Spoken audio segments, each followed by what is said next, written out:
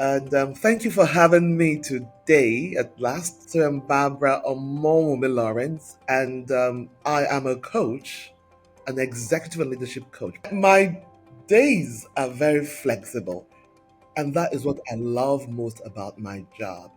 And the fact that as long as I have internet and Wi-Fi and my laptop and my phone or whatever, I can train and coach from anywhere in the world. I love that so much. So based on my schedule, there are days when I am coaching from 9 a.m. to like 5 p.m.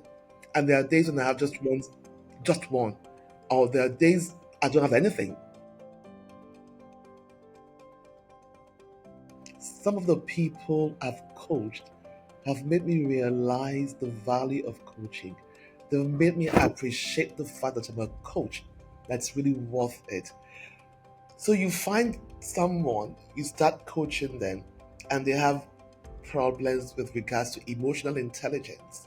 And then as you go on, you hear this person talking about how they've changed, how they listen more to people, how they show more empathy, how no, in the past, if he wants you to do a job, he just gives it to you. But now he actually checks to see what you're doing, to have what we call a social awareness. So he'll know how to communicate with you, so he can have a better relationship with you. How in the past he didn't care if you didn't, you should just do the job. And then you hear him saying something like, this coaching is very important. I want to know how to coach my people to as a leader. And then you hear him saying, oh, by the way, Barbara, we're going to start a mentoring scheme in my organization, all through coaching, all through his color exposure. And when you hear such things, you feel very happy. Or when you're doing the team coaching and you get feedback from them saying, oh, I actually learned a lot from Miss X or Mr. Y or what my colleagues have said. You see the collaboration between them from when they started, when they're all still trying to form as a team, and then you see them storming at some point, then they become normal. They're norming, they're working together, they are really collaborative, and then they perform and deliver. It's been very, very exciting working with CALA and the CALA coaches. And you see their eagerness to want to be better versions of themselves. You want to see how they want to contribute to not just Nigeria or their country, but to Africa.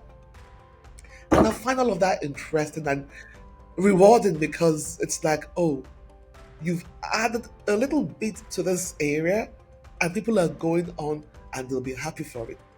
So it's been very, very interesting working with them. These coaches from CALA, they've really inspired me in the job I do as a coach. They've really, really inspired me. And actually, this past cohort I've had, um, the two people I coached that had one-on-one coaching, the two of them had great shifts in their emotional intelligence. And I think emotional intelligence is one of the key things a leader must have. So when you're able to have that, you're able to relate better to your staff. And then I think for this particular guy, his colleagues noticed the changes in him. And when he says things or does things differently now, they look at each other like, is something good? What's happening here? But the look they give each other are positive looks, not one of fear. So that has really, really inspired me, like I said earlier, because I can see the growth in him.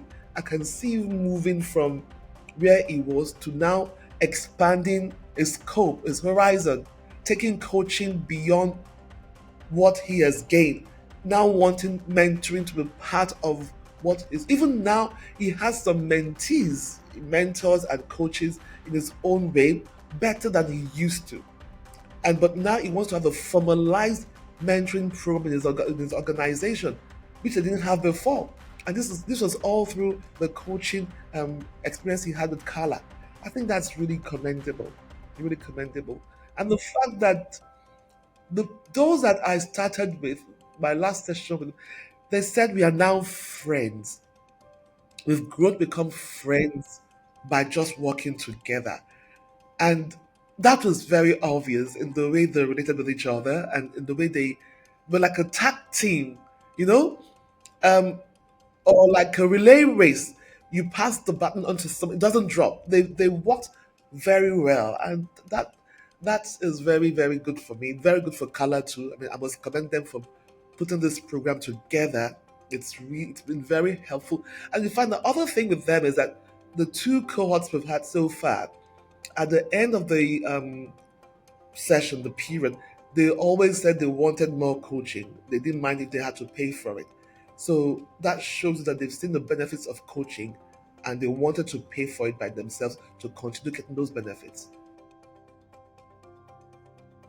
My Nigerian cohort, they had a linkage with the cohort from Ethiopia, and they used to meet once a month to explore, to discuss, to exchange.